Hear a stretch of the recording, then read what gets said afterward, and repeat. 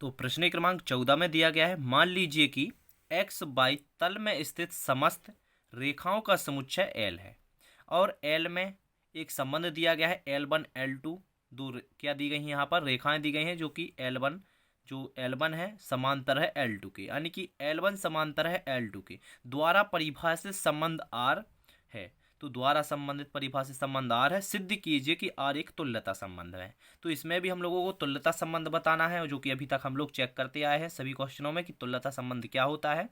ठीक है, तो इसमें भी आपको तुल्यता संबंध ही बताना है। पहले देखिए प्रश्न क्रमांक 13 में आपने देखा होगा दो भुजाएं दी गई थी P1 P2, लेकिन यहाँ पर दो भुजाएं L1 L2 दी गई हैं जो कि एक दूसरे के समांतर है। ठीक है, तो सेम उसी प्रकार का क्वेश्चन है ये, सिर्फ इसमें क्या समांतर है, तो इसको भी सेम उसी प्रकार से सॉल्व करेंगे प्रश्न क्रमांक 13 की तरह। यदि आपने वो वीडियो देखा होगा तो इस क्वेश्चन को भी आप आसानी से सॉल्व कर सकते हो। इसके बाद इसमें दिया गया है कि रेखा y बराबर 2x+4 से संबंधित समस्त रेखाओं का समुच्चय ज्ञात कीजिए। ठीक है, तो सबसे पहले आपको तुल्यता संबंध चेक करना है, इसके बाद इसको करेंगे। तो तुल्यता संबंध के लिए जो क्वेश्चन में सबसे पहले दिया रहता है वो लिखना है यहाँ पर, फिर इसके बाद में चेक करते हैं। तो सबसे पहले हल लिखेंगे, दिया है। अब क्या दिया गया है, तो देखिए यहाँ पर दिया गया है ए बराबर, तो यहाँ पर ए बराबर लिखेंगे तो क्या लिखेंगे, एक्स वाई तल में स्थित समस्त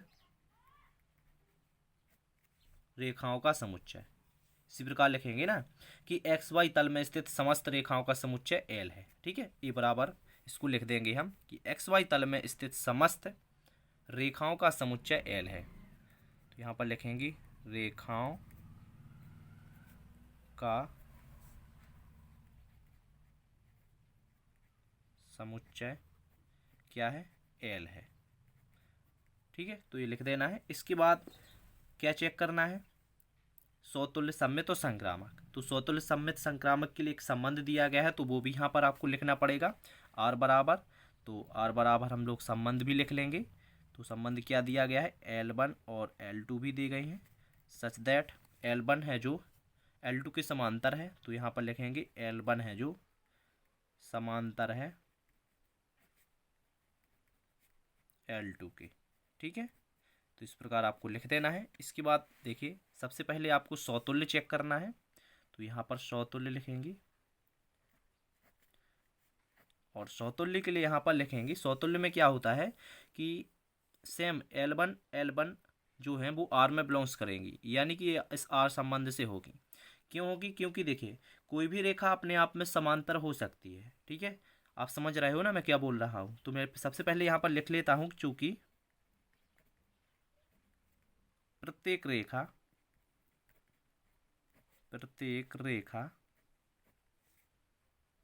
अपने के समांतर होती है। प्रत्येक रेखा अपने आप में क्या होती है, समांतर होती है, अपने के समांतर होती है।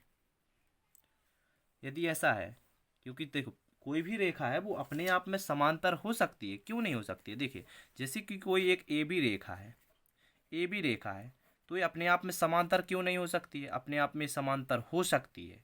ठीक है, और इसी के सामने एक और रेखा है, तो ये दोनों रेखाएं क्या हो जाएंगी, समांतर हो जाएगी। लेकिन इसी के ऊपर इसी रेखा है, मतलब इसी रेखा को मान के चलते हैं, तो ए बी एक अपने आप में जो रेखा है वो अपने आप की समांतर होगी।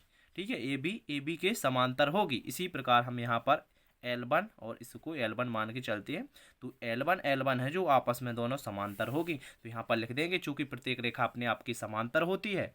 ठीक है, तो समांतर होती है, तो लिखेंगे इसके बाद में कि प्रत्येक जो L होगा वो R से बिलोंग्स करेगा, है ना, R से बिलोंग्स करेगा। तो इसके लिए क्या लिखेंगे कि L1 L2। तो L2 की जगह पर यहाँ पर क्या लोगे, अपन L1 लेते हैं ना, सौतुल्य के लिए L1 सेम लेंगे। तो L1 है जो R में बिलोंग्स करती है।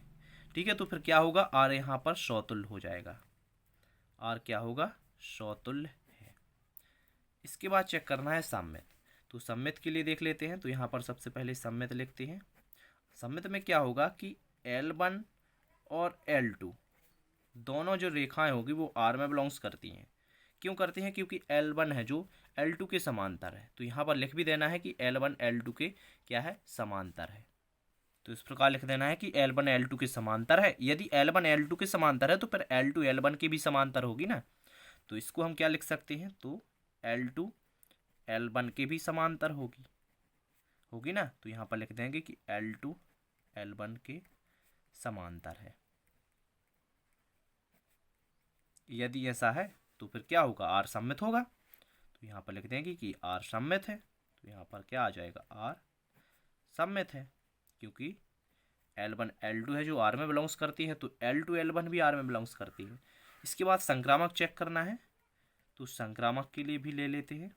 संक्रामक में यहाँ पर L1 L2 लेंगे, तो यहाँ पर लिखेंगे L1 L2 है जो वो आर में बिलोंग्स करती हैं, क्योंकि L1 L2 के समांतर है। और यदि बात करें L2 और L3 की, जो कि आर में बिलोंग्स करती है, क्योंकि L2 है जो वो L3 के समांतर होगी, L3 के समांतर है। इसके बाद में यदि ऐसा है तो L1 L3 के भी समांतर होगी। तो L1 L3 है जो वो आर में बिलोंग्स करेंगी, क्योंकि L1 L3 के समांतर होगी। तो बस यही तो लिखना है आपको, सिर्फ यहाँ पर आपको दिखाना पड़ता है। ठीक है, क्वेश्चन बहुत ही आसान होते, सिर्फ आपको दिखाना पड़ता है। तो यहाँ पर आप लिख सकते हो कि आर क्या होगा, यहाँ पर संक्रामक हो जाएगा, आर संक्रामक है। तो इस प्रकार चेक करना था। तो फिर हमारा आर क्या हो जाएगा? एक तुल्यता संबंध हो जाएगा। यदि सौतुल्य भी है, सममित भी है और संक्रामक भी है, तो फिर क्या होगा? यहाँ पर आर क्या हो जाएगा? एक तुल्यता संबंध होगा ना, आर तुल्यता संबंध है। बस यही तो आपको चेक करना था। इसके बाद में देखिए क्वेश्चन में लास्ट में क्या दिया गया था, रेखा y बराबर 2x + 4 से संबंधित समस्त रेखाओं का समुच्चय ज्ञात कीजिए। तो इसको भी देख लेते हैं। तो क्वेश्चन में दिया गया था कि y बराबर 2x + 4 से संबंधित समस्त रेखाओं का समुच्चय ज्ञात करना था अपन को। तो यहाँ पर सबसे पहले क्या लिखेंगे? तो यहाँ पर आपको लिखना चाहिए जो मतलब क्वेश्चन में दिया गया है, सबसे पहले कि जो रेखा है, तो यहाँ पर लिखेंगे अब रेखा y बराबर 2x + 4 से संबंधित रेखाओं के समुच्चय में वह रेखाएं होगी जो y बराबर 2x + 4 के समांतर होंगी। तो इस प्रकार यदि समांतर होंगी तो देखिए ये फार्मूला ध्यान रखना है आपको, y बराबर mx ध्यान रखना है। यदि आप इसकी तुलना इससे करोगे तो यहाँ पर प्रवणता निकालना है, यानी कि झुकाव निकालना पड़ता है रेखा का, जो कि आप 6 अध्याय में पढ़ोगे।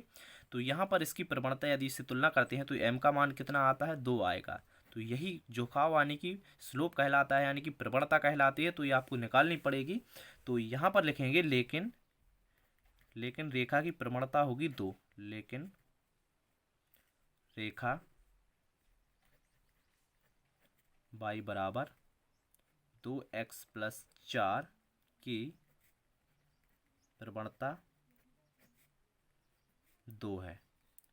तो फिर यहाँ पर आपको बताना है, अतः रेखा y बराबर 2x + 4 से संबंधित जो रेखा होगी वो y बराबर mx + c होगी। y बराबर क्या होगी? mx + c होगी। तो थोड़ा आप समझने की कोशिश कीजिए, थोड़ा इसमें आपको समझ में आएगा। लेकिन अध्याय 6 में जैसे ही पहुँच जाओगे आप, अध्याय 6 में इसको आप और अच्छे से समझ पाओगे। ठीक है, तो अभी थोड़ा आपको थोड़ा बस ध्यान रखना है कि प्रवणता निकालना है, जो कि यहाँ पर 2 आएगी। तो लिख देना है कि मतलब लेकिन रेखा y बराबर 2x + 4 की प्रवणता 2 है। यदि 2 है तो फिर क्या होगा? अतः रेखा y बराबर 2x + 4 से संबंधित रेखा होगी, y बराबर 2x + c। ठीक है, तो यहाँ पर लिखोगे अतः रेखा y बराबर 2x + 4 से संबंधित रेखाएं y बराबर 2x + c के रूप में होगी। और यहाँ पर जो c होगा वो चर होगा। ठीक है, क्या होगा? अचर। सी यहाँ पर अचर होगा, अचर राशि होती है यहाँ पर। तो यहाँ पर जहाँ सी क्या है, अचर है, अचर वास्तविक संख्या कोई भी हो सकती है। ठीक है, तो इस प्रकार आपको लिख देना है। तो आपको समझ में आ गया होगा। Thank you. इसके बाद नेक्स्ट वीडियो में प्रश्न क्रमांक 15 को सॉल्व करेंगे।